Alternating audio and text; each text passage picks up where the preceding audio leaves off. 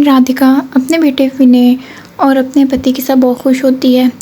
उनका एक छोटा सा परिवार होता है जो कि बहुत खुश हो रहा होता है। लेकिन एक रात को जब बहुत तेज़ बारिश होती है तब राधिका के पति की मौत हो जाती है एक एक्सीडेंट में।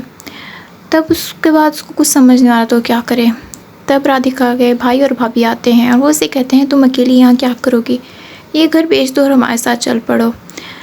ये बात राधिका को सही लगती है क्योंकि उस पर बोझ होता है, इसलिए वो कुछ समझ नहीं पा रही होती है। वो घर बेच के अपने भाई और भाभी के घर चली जाती है। पहले कुछ दिन तो उसके भाई भाभी बहुत उसकी खातिरदारी करते हैं।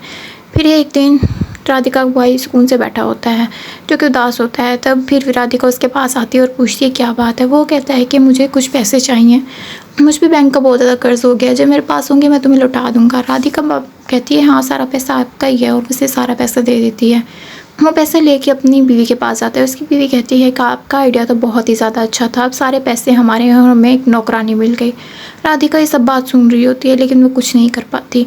वो सारा दिन बस घर के अब काम करती है और उसकी हालत एक नौकरानी से बदतर हो जाती है।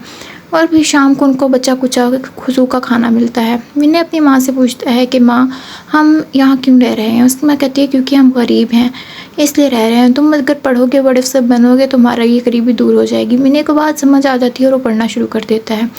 एक दिन विनय के उसके भाभी के घर एक किटी पार्टी होती है। उसकी दो फ्रेंड्स आई होती हैं। तभी राधिका एक कॉफ़ी लेके आती है और उसका पाँव फिसल जाता है और उसके एक दोस्त के कपड़ों पे गिर जाता है।